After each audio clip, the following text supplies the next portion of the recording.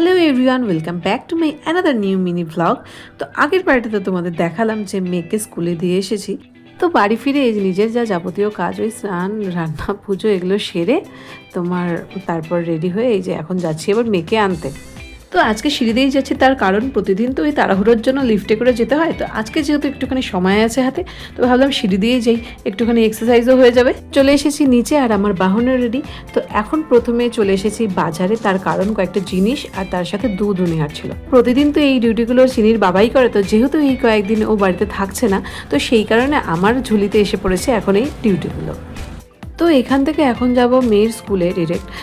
যদিও বা মেয়ের ছুটি হওয়া এখনও 5-7 মিনিট দেরি আছে, তো ভাবলাম বাড়ি গেলে যদি আবার দেরি হয়ে যায়, তাই আর বাড়িতে না গিয়ে এখন একেবারে ওই স্কুলের সামনে গিয়ে অপেক্ষা করব।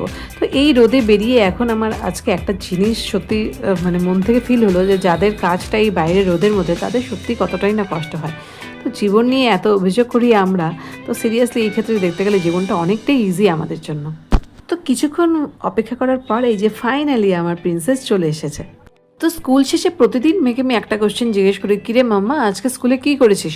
তো তার উত্তরে ও কি বলে জানো তো, ওই যে টিফিন বক্সটা খেয়েছি মানে ওই যে ওকে আমি টিফিনটা যে দিই, টিফিন বক্সটা করে ও সেটাই খেয়েছে, আদার্স ও কিছুই মানে করে না স্কুলে, বা কিছুই বলে না যে কি করেছে না করেছে। তো জানি না, ভগবানই জানে যে কি করে আদৌ স্কুলে।